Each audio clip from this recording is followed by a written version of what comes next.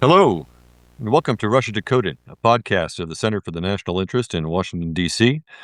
I'm your co-host. My name is Andy Kuchins. I'm a senior fellow at the Center for the National Interest and also an adjunct professor at the Johns Hopkins University School of Advanced International Studies. And I'm joined, as always, by my co-host, Chris Monday, who is a professor of economics at Dongso University in Busan, South Korea, but currently on summer leave back at his hometown in Los Angeles, where it looks like another sunny day in L.A. Yes, lots of sun. So, for our new listeners, we are kind of old school Kremlinologists. The main database that we use is Russian state news, Vesti, and particularly their weekend wrap up show on Sunday evenings that goes on for 2.5 hours, which for the summer has got a new name now, Chris. Bolshia Voskresenie Vesti. It's the first time I've heard this formulation, big Sunday Vesti. They don't have their usual host, Dmitry Kiselyov, who's on vacation until the end of this month. But I noticed that they were using this name this week. Have you seen that in the past, Chris? When Kiselov is gone, then That's what they use. Okay. Yeah, he wants to make sure he has his program, and He's got his brands. Yes. Now, many will say that Russian state news is propaganda, but most state news is propaganda. In fact, most news is propaganda.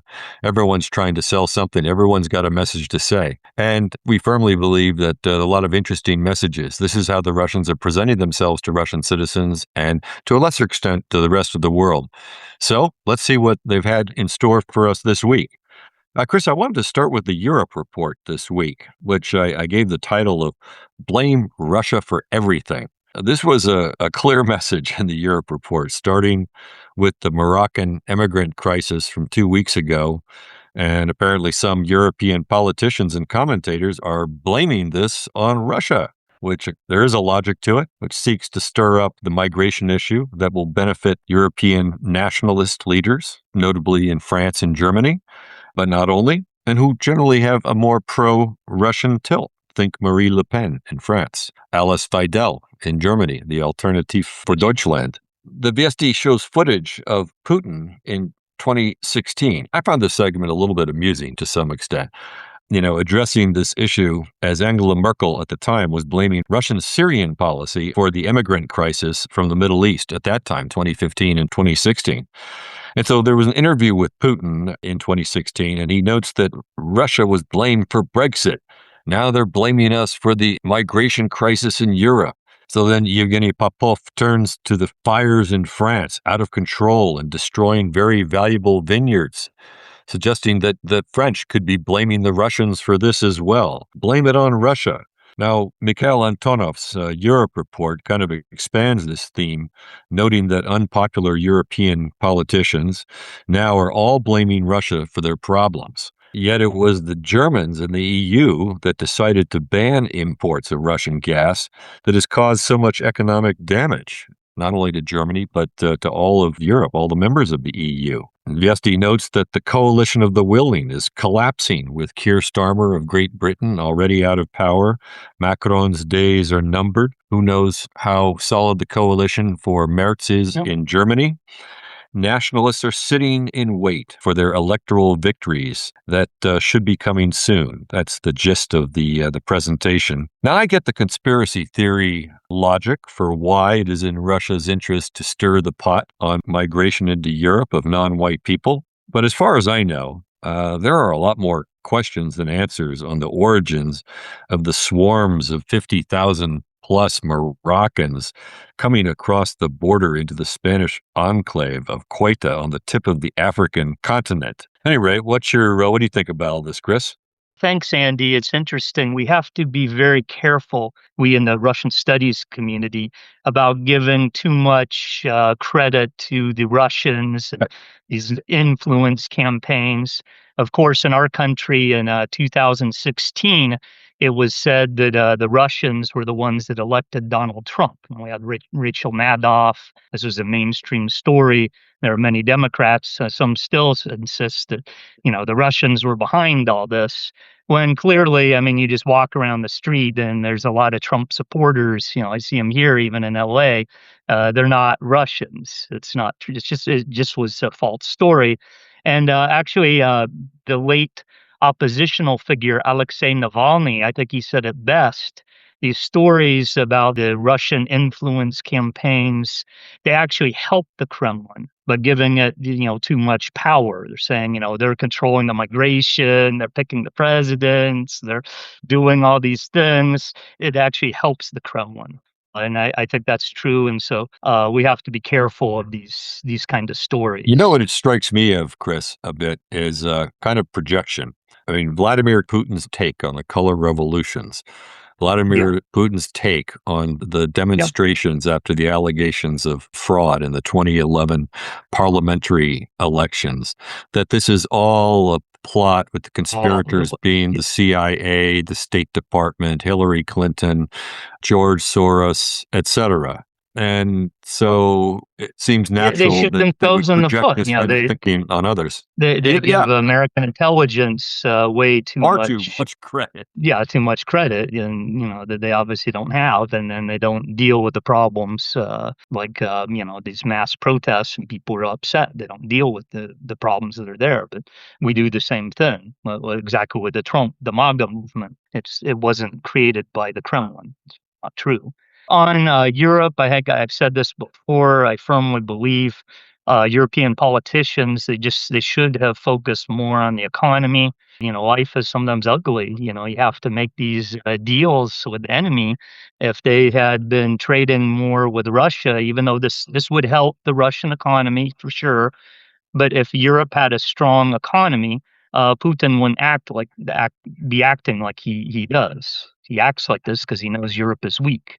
And I think, as you pointed out, the Kremlin's basically counting on Marie Le Pen in France coming to power, who's I'm skeptical that she'll suddenly be this pro-Russian person, but that's the idea. And then, of course, the alternative for Deutschland is also in Germany. They're kind of counting on this becoming these. It does stretch the imagination to imagine that a really pro-Russian French or German politician would be able to claim an electoral victory. And that would have to be I'm toned skeptical. down in their campaigning, I would think. But we'll I see. think a lot of these stories are aimed at Putin to kind of show him what could happen. Of course, this moderates the Kremlin. We don't hear the stories about blowing up European drone factories. We haven't seen Sergei Karaganov, and his idea of, we just nuke Berlin and this will solve all our problems. All this stuff's gone. And so, in some ways, that when the Kremlin believes, these pro-Russian forces are coming to power, in some ways, this helps, this moderates the Kremlin position. And then, lastly, they definitely the Kremlin propaganda gloats over Europe's demographic problems. Yeah. But of course, Russia has its own long-term demographic issues. The just ethnic Russians are not having children, and it's mainly Muslim couples they're having many children. This has been going on for decades. I do recommend the blog by Paul Gobel, a long-term Russian watcher who really follows this.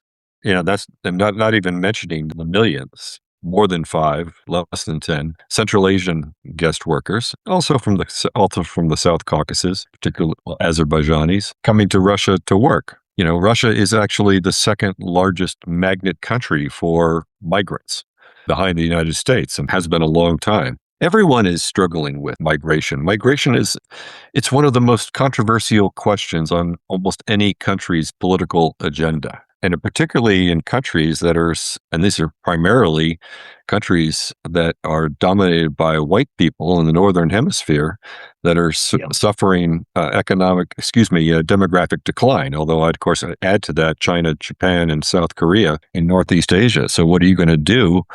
Who's going to clean your toilets? Who's going to, that's the question we always have in California. Who's going to cut the lawns? Who's going to pick the crop, the vegetables, et cetera, and the grapes?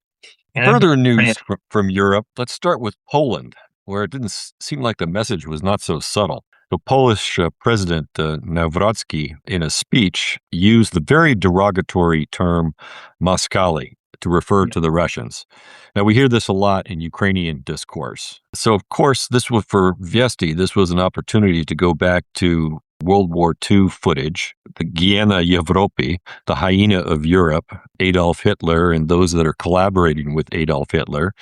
But they're showing the Red Army liberating Poland from the Nazis in 1945. And then they show the map, how the map was changed according to the Yalta agreements of Churchill and Roosevelt and Stalin, with portions of eastern Poland going to Ukraine, part of the Soviet Union at the time, and large portions of eastern Germany, before there was an eastern Germany, this was a more eastern Germany, going to the new Polish state. So this expanded Poland was thus described as a gift from Stalin. And they show footage of Vladimir Putin in 2023 very clearly pointing this out rather ominously. And of course, the full-out war in Ukraine was already going on at that time. And then Vesti raises on the honoring of Stepan Bandera, Melnik, and other Ukrainian fascist nationalist leaders of the 30s and 40s is kind of a violation of the post-World War II settlement, almost, from which Poland benefited in the eyes of Moscow. Yeah. It's kind of like a beware of what you wish for, Poland. Earlier in the broadcast, two other neighbors of Ukraine, Serbia and Hungary, were featured. The visit of Volodymyr Zelensky to Serbia was presented as kind of a big nothing burger, I thought, Chris. Zelensky was there on a Saturday during the holiday season, as Vesti emphasizes. It's very quiet. Belgrade is playing it very low key, very little public relations around the Zelensky visit. And of course, there were pro-Putin and anti-Nazi demonstrations in Belgrade, which Vesti filmed and maybe financed. Over-exaggerated, yeah. And they note that Serbian public opinion is more supportive of Russia than the EU. Now, of course, that's not verified by us, but there's also the report that military cooperation was not on the agenda. It was kind of hard also to miss the fact that Vučić is about a foot taller than Zelensky. I mean, it sort of makes Zelensky look like kind of a diminished figure as in the Russian presentation, not surprisingly. So when we see him meet Putin, it's the same thing. That's right. That's right. Short Putin is, Zelensky and Putin are about the same height. I would put Putin at 5'6", maybe with his shoes with some heels on. Whereas I'd put Medvedev at about 5'3", 5'4", 5'4" max. And then they turn to Hungary, which, like the rest of Europe, is experiencing huge heat waves that have led to really low water levels in rivers, notably the Danube. Water levels are so low that cruise ships are being grounded, and the levels are so low that old World War II naval wrecks seem to be kind of emerging in them. But it's a pretty bleak picture that is presented of the impact of these heat spells in Europe. Chris? This is one of the worst Russian characteristics. If you know any Russian, of course, they're very happy to Schadenfreude when a neighbor has a problem, and so they celebrate. There's a flood, and in France there's fires, and they're just so happy. Drought somewhere, of course, that doesn't have anything to do with the politics. But it's surprising that Schadenfreude is not a Russian word, actually. Now that you mention it, Chris, there's a little pomotny, and anyway, false empathy. It's not a good characteristic for the Russians. Yeah, and then I did notice they show the return of Viktor Orban, who's they show in Serbia. I thought that was very interesting. Of course, this for the Russians, the nationalists, the Serbias are Slavic brother. I mean, this goes back centuries, and so this is definitely some backstabbing, as they see it, backstabbing from the nationalists. But I did see a hint that Serbia could kind of help out Ukraine by opening some trade routes. So this is the new strategy, is cutting off trade in Odessa. This kind of partnership could open up a trade route and be a kind of lifesaver for Ukraine. And then, as you mentioned, we saw Putin talk about the fairness of Stalin, his spravedliva, his fairness, and giving some parts of Poland to Ukraine, and then given parts of Germany to Poland. And this kind of talk I've been in the room. I mean, it just infuriates Europeans, Poles, Germans. They don't want to hear these stories and these lectures from the Russians, the wonderful Stalin and his fairness. I don't know exactly why Putin sometimes he does these things that are they're counterproductive. And then they do show, as you said, this cult of Stepan Bandera, the World War II era collaborator in Nazi Germany, and we see this reappearance of Viktor Yushchenko. So he was the hero of the Orange Revolution in 2004. And then the West, we kind of just dumped him, forgot about him. Apparently, he was involved in, there was a lot of corruption. Viktor Yanukovych ended up beating him in an election.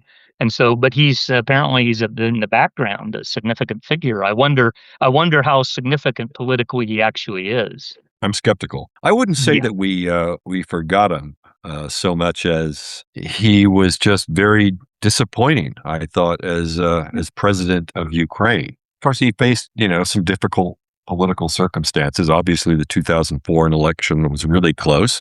He also had his coalition partner, Yulia Tymoshenko, Okay. was extremely powerful and ambitious. And I always thought that Yushchenko, he was poisoned, and he had that horrible during the campaign, early in the campaign in August, September of 2004. And he somehow miraculously rallied to finish the campaign, and he was elected president. But I just always wondered whether that poisoning Toll. had Yeah. taken a toll on both his physical and maybe his mental stamina, perhaps. And by the way, we've never gotten an explanation about who actually poisoned him. It's very strange. Yeah, I mean, 22 I years, think it's obvious that 22 it's years the later. Russians, but why don't they? By this time, I mean, there should be some explanation. So it seems like someone's covering something up. It's an odd thing. Yes. Well, we'll leave that one there for the moment, but it is something definitely to ponder. Chris, why don't we turn to the Ukraine report? Iskander missiles flying into Ukraine. Vladimir Putin's change of the military command positions for Russia. Yeah. Lengthy reports of Belgorod and its nearby town of Shebekina. A lot of presence of Yevgeny Podubny, the war Yes. Yeah. correspondent and United Russia figure. And then the Zaluzhny comments on NATO and Ukraine. Zelensky's firing of his now former ambassador to the United States, Olga Stepashnia, on corruption charges. Why don't you take it as you see fit?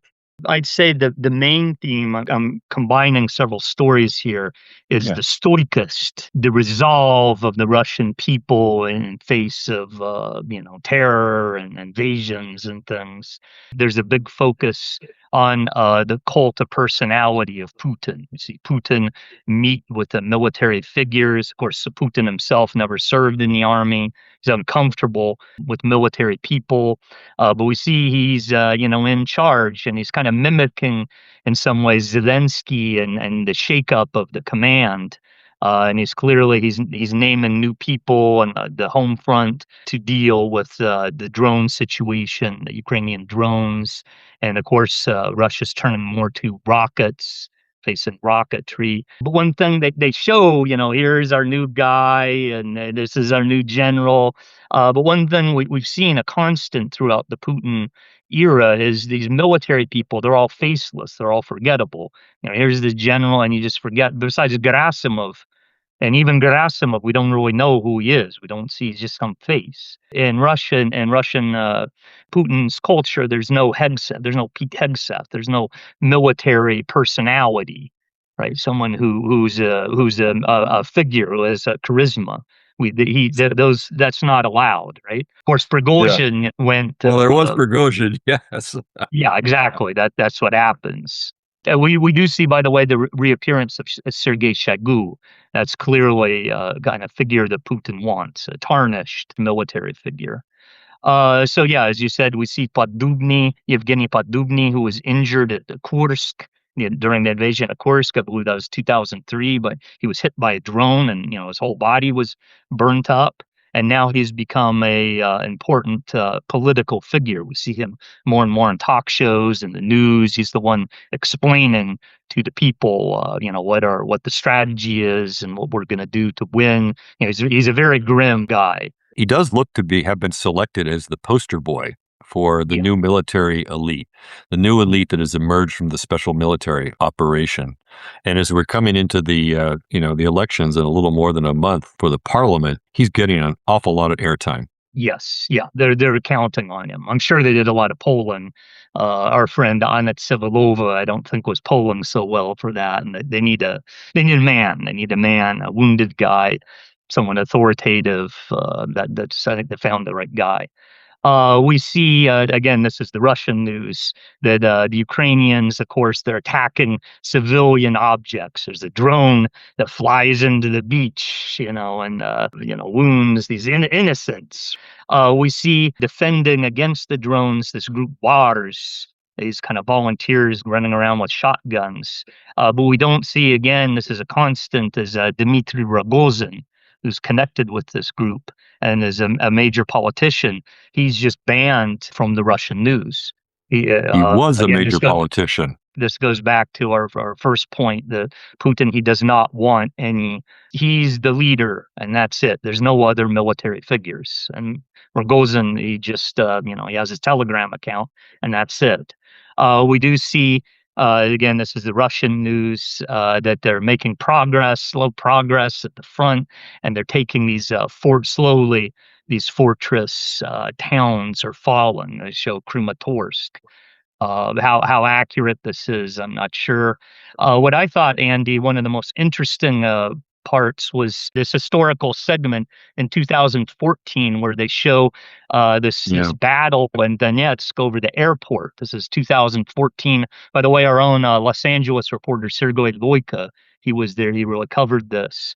And this was where the Ukrainians, the so-called cyborgs, really held out, resisted the Russians. But of course, the Russia, they flip it around. And of course, it's the heroic separatists who managed to, in the end, take this airport. But what I thought was the most interesting is, again, we see Yevgeny Podubny, and he just flat out says, we thought Ukrainians were one, we were one people. We had the same songs, we watched the same movies, but that's not how it was.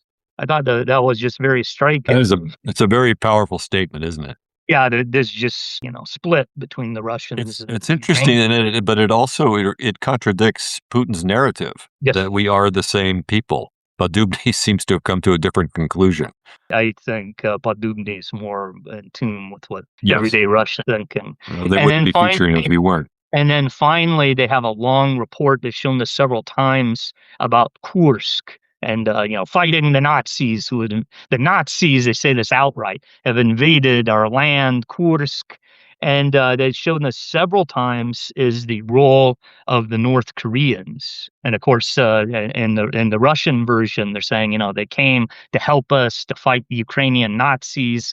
But it's interesting when you watch the North Korean news, they have a completely different take. You don't see any Russians at all. There's no mention whatsoever of Ukraine. The Koreans that came to free the land. We don't know from whom they freed them. And it's clear the North Korean, they were angry about the Russian leadership, about just setting these guys out, and then. Oh, they were basically cannon fodder. Yeah, and so there's still some tensions there. I think we're seeing they're trying to patch things up with North Korea, but there's some work to go. So basically, yeah, we're seeing the Russian propaganda is showing as the stoichist. The Russians are bearing the burden. Stoichist is a really important word from the root of stoi, to like stoyat, stand up, and to endure, to show persistence and resilience.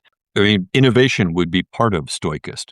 There's a great new book that I just read this past week, which really features the idea of stoichist. It's by Hannah Nutte, and the title is "We Will Outlast Them."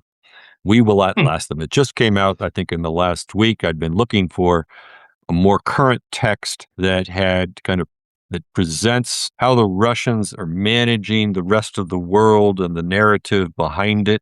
And this book does it brilliantly, and it's a great read. So I really recommend it to you and to all of our listeners. We will outlast them. To me, it also captures a critical aspect of Vladimir Putin himself.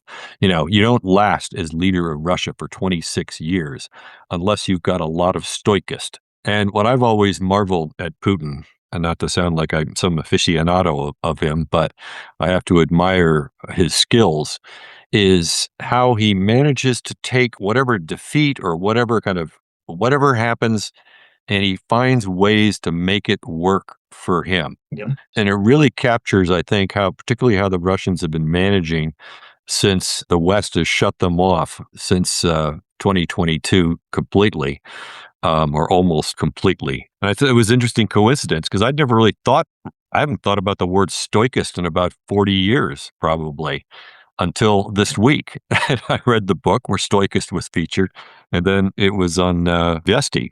Any rate, nice job on taking the Ukraine section. There was a segue from Ukraine war reporting to the possible visits of Jared Kushner, Steve Witkoff to Ukraine and Russia soon. They said to Russia, and then they kind of added, and maybe Ukraine.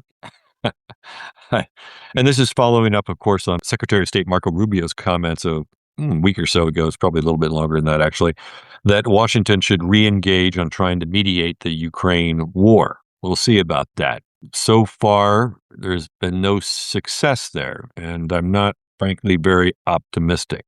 I think that Putin still thinks that he can outlast the West. There's no readiness for them to make any concessions, which will be a segue to a later comment I'll make about this. In the Vesti presentation, Moscow's, of course, very happy that Trump is not sending Patriot missiles to Ukraine and holding off on, for now, at least on a joint production of Patriots with Ukraine.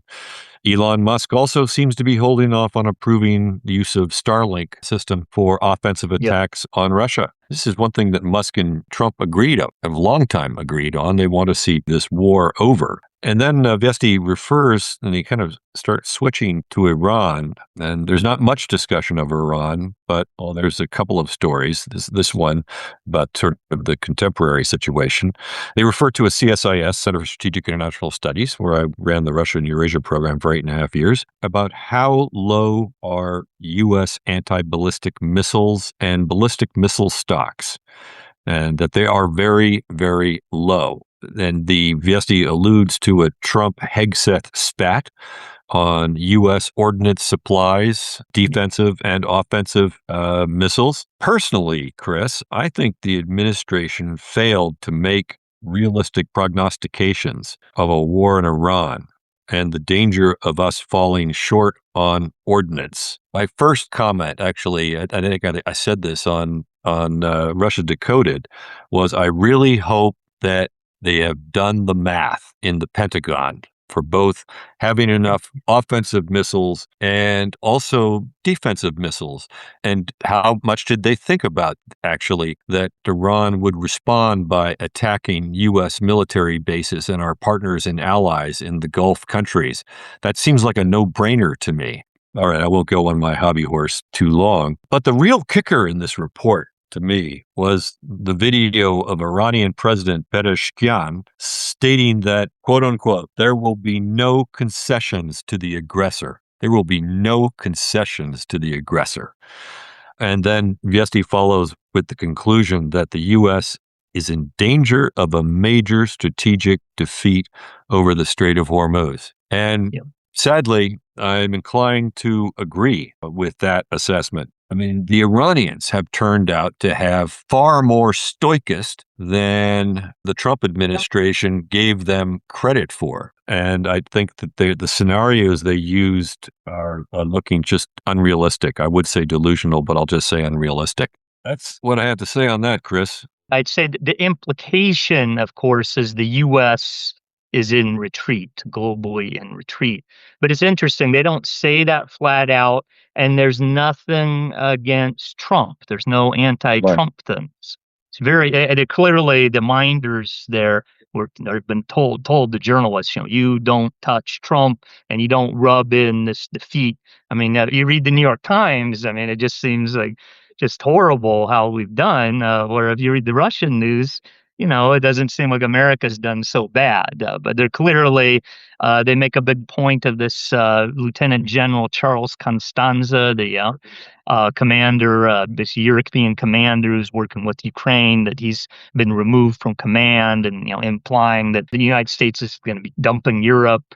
And then, as you mentioned, they make a big deal out of Zelensky dismissing his ambassador to the U.S., Olga Stefanishnya. I think I got that right. There's some tremors. There's some tremors. And then, as you said, they make a big deal out of Musk. They're saying, yeah, the U.S. wants to make some kind of deal.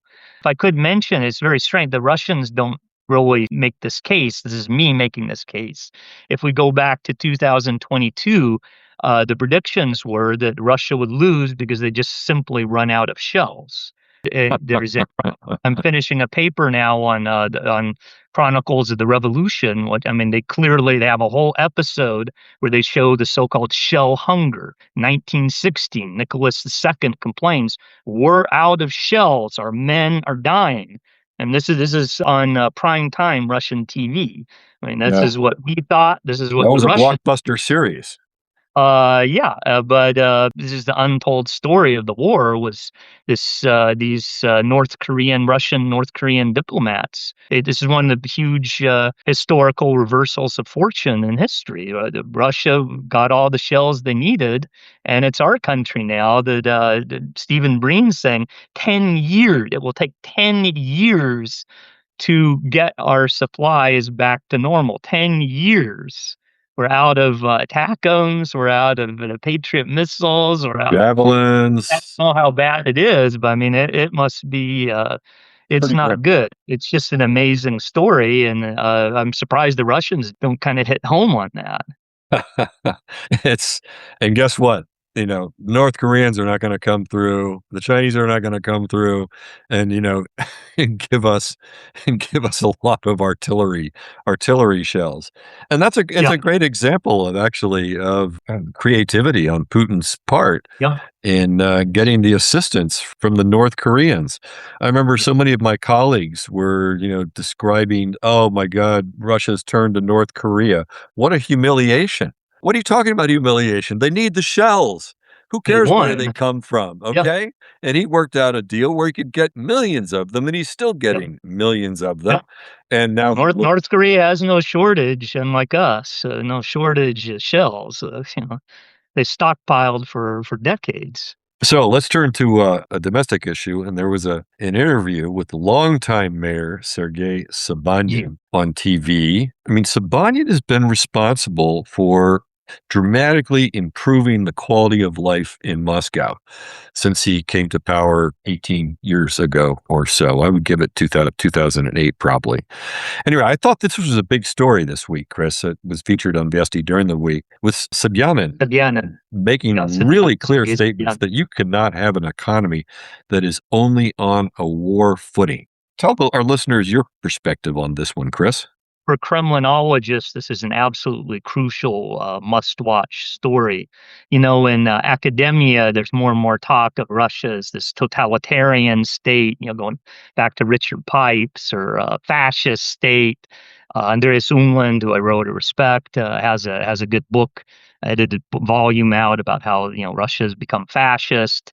But I can't agree that we see clear factions and cracks in the Kremlin elite, and this is a clear example of this. There are some in the Kremlin. We see this on Solovyov's talk show that said, we need a war economy. Everything has to go to the front, and we need, the taxes. We need a mobilization, and we need a war economy. And he's clearly back to, we talked about Rogozin, Dmitry Rogozin. He says this flat out.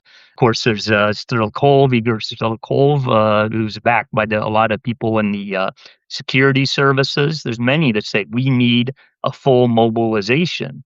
And so Sobyanin, he's going flat out. He's saying, no, we cannot have a mobilization We need big investments in the civilian economy. So, in Moscow, the parties never end, and they're having fun and making museums and new water routes and all kind of metro and things. And he's saying this is the way. And it's very interesting. He says, yes, Moscow gets the majority of investments in Russia, but these investments help the other regions because they're sending, some metal, and there's, these migrant workers, Russian migrant workers that come to Moscow. It's very cynical, but I mean, that's what he's saying. And then he says flat out, these people who are talking about mobilization and the war economy, they do not understand war. To fight a war, you need a tax base. And so we have to have a viable economy. That economy has to come first if you want to fight a long-term war. Of course, this is aimed straight at Vladimir Putin. This is one of Putin. I hadn't heard such a statement like this from Sobyanin, but he's clear. It was almost like he was coming out of the closet, Yeah. and clearly in line with Elvira Nabiulina. They're technocrats, basically. And also Sobyanin, he's old enough in his about 74, he's around Putin's age, to remember the Soviet experience and where that led, the dramatically high investments in the military industrial complex. Anyway, there's some other stories here, and there was a kind of an interesting one on Prime Minister Mikhail Mishustin, who was in Altai region in the far east in the mountains in the east of Russia. So at first, the report, it just seems deadly boring. They played this report twice, and I thought it was actually the most interesting report of the week, again, for Kremlinologists. So what we see is Mikhail Mishustin, the prime minister, the technocrat, and German Gref, and they're praising... German Gref is the chair of Sberbank. And they're praising, their initiatives in Altai, their Manjirok, this tourist area is being developed, and they're making new hotels, and they're helping ski resorts. And I mean, things are just as bucolic scenes, and it's just going great. But the thing is, you don't. At first I saw this, I couldn't figure out what was going on. But then you have to think the governor there, or the head, they call him the head, is Andrei Turchak. So he was in line to become the next president of Russia. I mean, this is a big guy. It's like a Boris Nemtsov. He was top bureaucrat. He was a governor of Pskov. During the war, he was the only one of the elite that actually traveled to Donbass, and he was there, in the fighting. He was in his fatigues visiting the soldiers. And this is a big guy. And they don't even show him. They don't name him. They don't show him. I had to check. I mean, he's literally in the back behind Mishustin. I mean, it's just a complete embarrassment.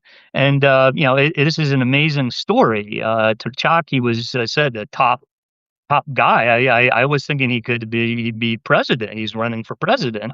Why did he fall? Well, exactly. It's like a 19th century exile to Siberia. There's the Mikhalkov film, Barber of Siberia.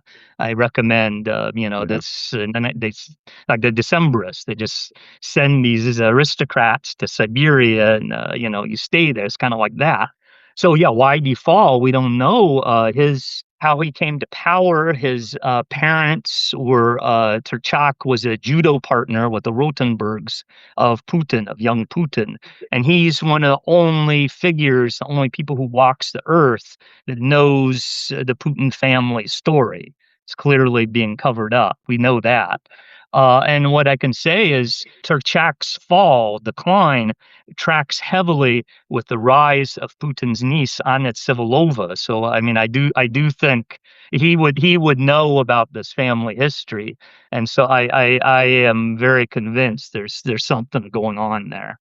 My question on this story, Chris, was, well, why are they building all of this resort infrastructure in the Altai? And my hypothesis is that, well, it's very close to China. I think they're looking to attract a lot of Chinese tourists into the Altai. And I could see why it would be very attractive, I think, to Chinese tourists. So let's keep an eye on that.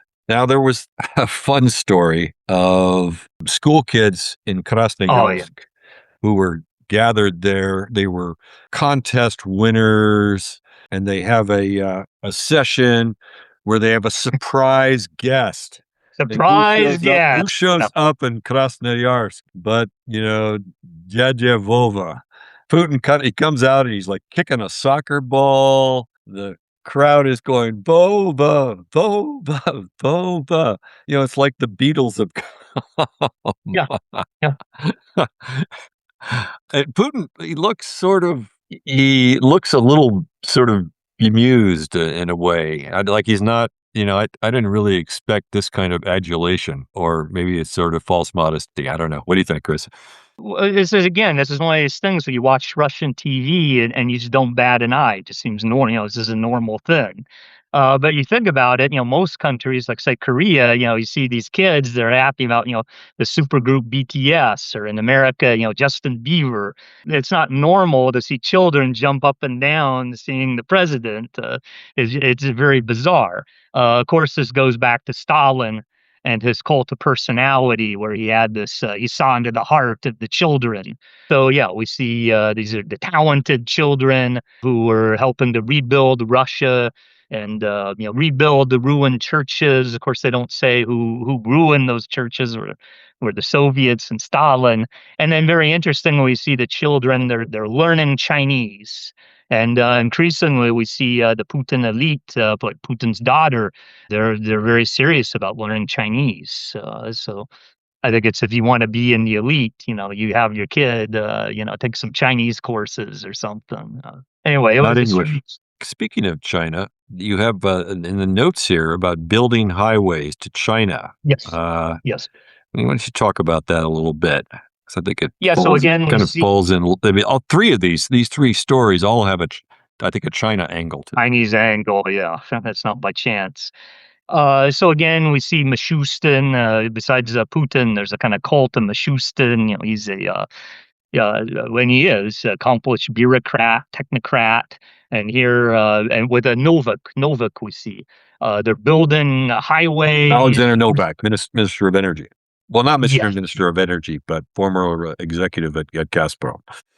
they're building highways. This is, they say, unprecedented tempo, and they're building more than was built during Soviet times. So, of course, you've been to Russia, the roads are horrible, and it's very hard to travel. But I do believe, yeah, they're building these roads, and what the story shows, and there's a bigger picture here, is that the new Putin bureaucracy is quite good. They're accomplished bureaucrats because of the war. He's gotten rid of a lot of the corruption. Again, this goes to the master historian Kluchevsky. So the Russian bureaucracy is connected to the war. Dominic Levine also makes this point.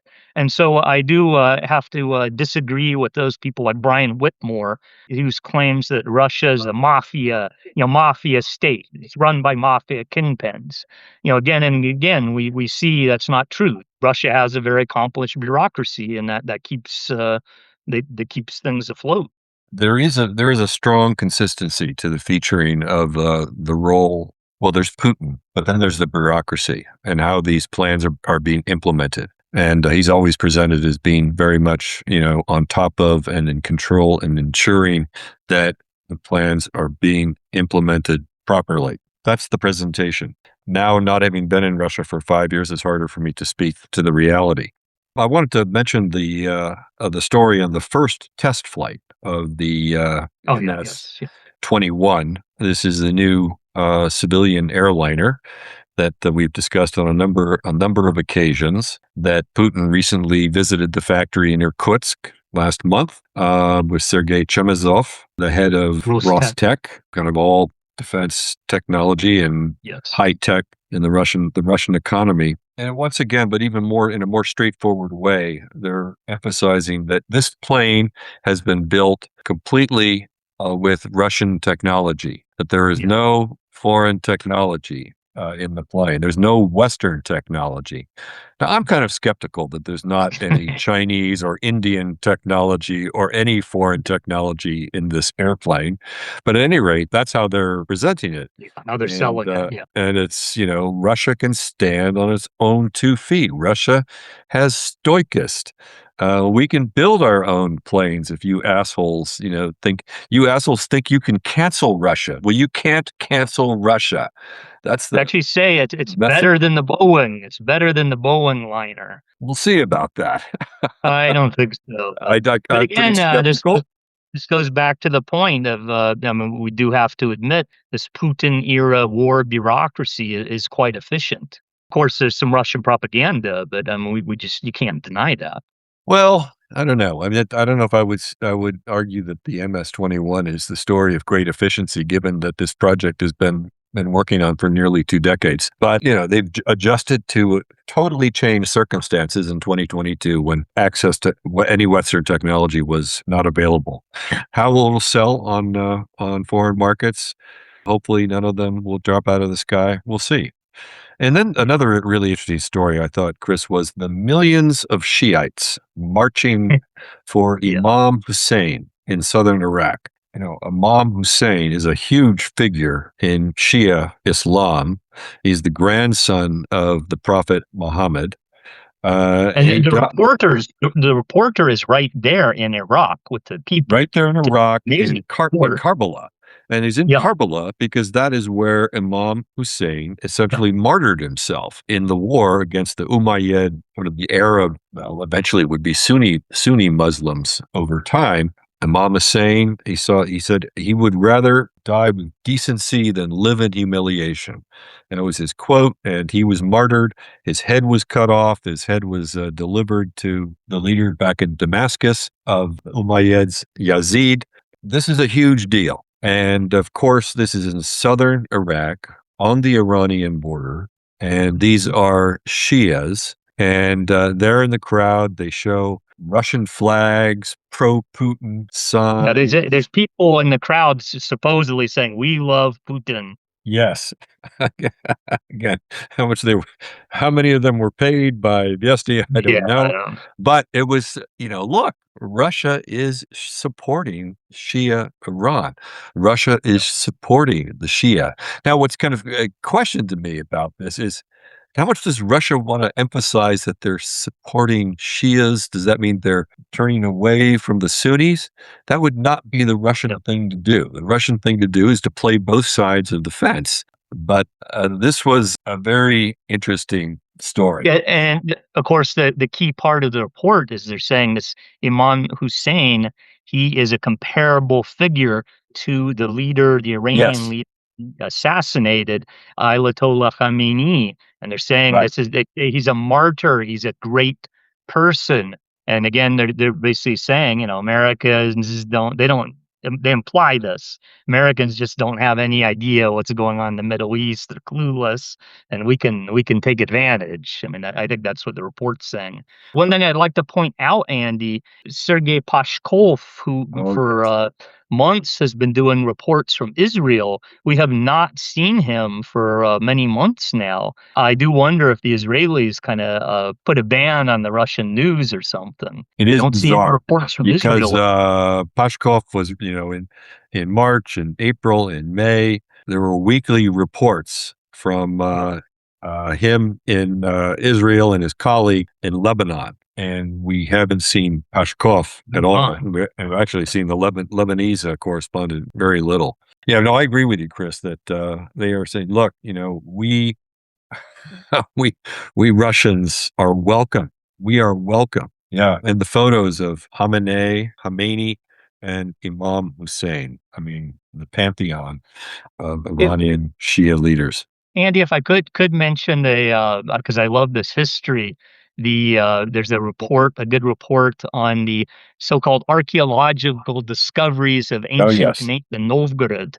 And again, we talked about this Benedict Anderson imagined communities. I mean, this is an imagined history. Is very important to show the new Kremlin ideology. So, and they're telling that they've just uncovered these ancient manuscripts. These are written in birch bark on trees, right? These are real. So there's 100, there's 1,000 of these medieval kind of Well, I scripts. don't think that they weren't discovered recently. I mean, they were Yeah, discovered exactly. They were discovered back in in 1950. 1951, but they're Yeah, still, 19. but That's the why it's very archaeological strange. work is still going on there. But go ahead. Yes, Sorry. it's. I actually I met. They showed us. He's a great one of the great historians, Soviet Russian historians, Valentin Yanin. I'd see him all. He was all the time in the archives, studying the rukopis. These manuscripts. People were in Manuscripts. awe of him. People, I mean, they'd be scared to approach him, and he is one of the greats. But again, this is all old. This was from the 1950s. There's nothing new here. They keep acting like we just uncovered this. But according to the Russian telling, these ancient manuscripts, they show that we were a civilized people. So these go back to the 11th to the 15th century, which is not relatively is not that old, right? It's not like Greece or even Korea, but they're saying, we were an ancient people. And then, of course, they go on to And there show, was a high rate of actually a high rate of literacy yeah, in Novgorod. yeah, for Apparently sure. 20% men and women. I was But doing the Russian news says that this proves there was a general polity, a general kind of state that went from Novgorod to Kiev. That's their conclusion. But what they don't say, I mean, this used to be famous. I'm sure you had this in university courses. The way they used to teach it was Novgorod was the center of the so-called Vesti democracy. It was a very different place than most of Russia. There was a kind of proto-democracy, and most people would say that's what these documents actually show. And then, of course, there was Ivan Grozny, Ivan the Terrible, who went in and destroyed Novgorod and destroyed the democracy. And so it's a little strange, their version of history on Vesti. I think yes, Vesti history is often a little strange. This is part of a piece of emphasizing not Kiev as the center of Rus, but somewhere north. In this case, Novgorod. But this narrative has real problems because Novgorod presented the alternative governance structure to that of the Principality of Muscovy. And over a series of wars in the 14th, 15th, and 16th centuries, Muscovy emerged victorious, and finally, Yeah, Ivan the it was a Terrible razed it to the ground. Vesti will show the part of this history that fits their narrative. Yeah, but it seems more like it fits the Ukrainian narrative more than the Russian narrative. But anyway, Yes, that's actually, my yes. opinion. Yes, because in Kiev there also was the Vyeche, and I would Yeah. emphasize it very, very, very much proto rather more proto than democracy. But nevertheless, it was different from what emerged in Muscovy, which was really under the tutelage of the Mongols. All right, but we digress. It's time for us to come to a close. Our concluding section, dogs that do not bark. What is Vesti not reporting this week? I actually don't have a dog that did not bark, but you do, Chris. So take it away. Yeah, that's good, Andy. You have an interesting one. So in the United States, unfortunately, we have a very racist book, the so-called Turner Diaries, about the race wars and blacks and Mexicans and things taking Nat over. Turner?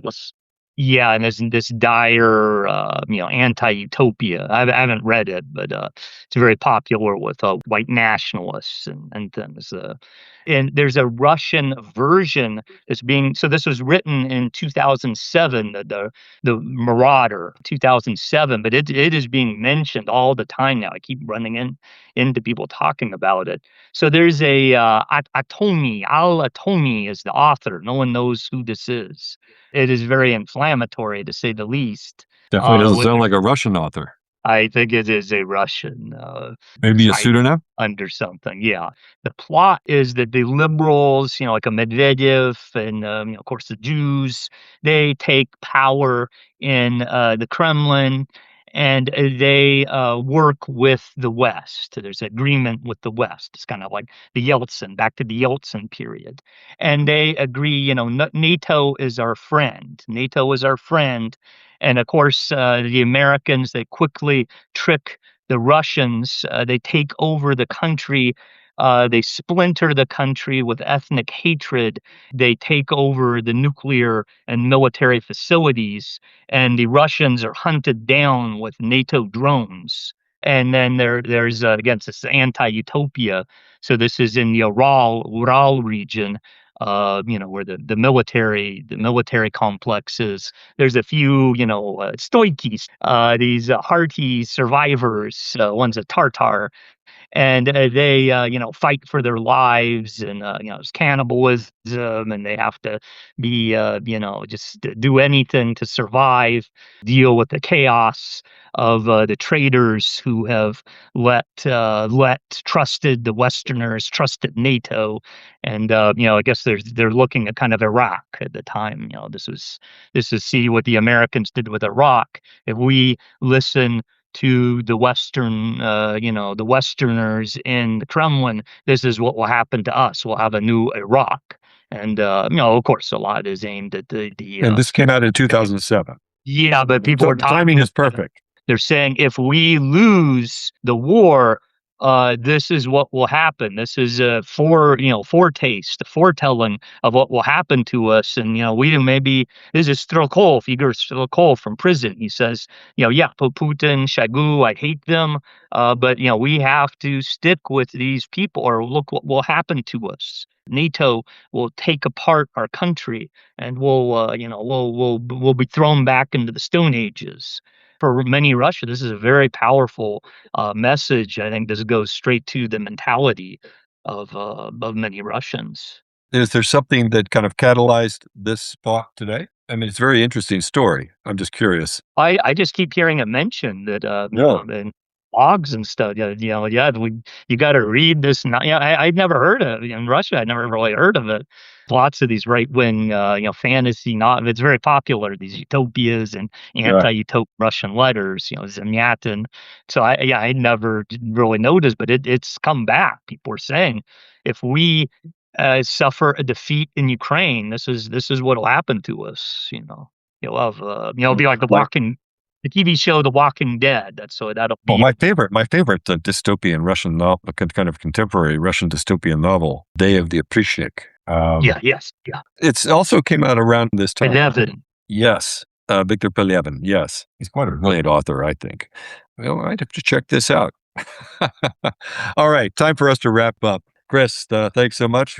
Terrific discussion today. I know, I hope our listeners could hang in there. We've gone on for a long time, but a lot of interesting stuff that came up in these dog days of August. Thank you, listeners, for listening in. We would love to hear from you. You can reach us on LinkedIn.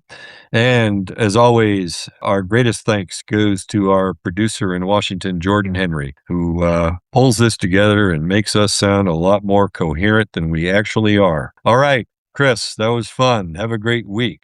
See you soon. See you next week, Andy. Yeah, looking forward to it.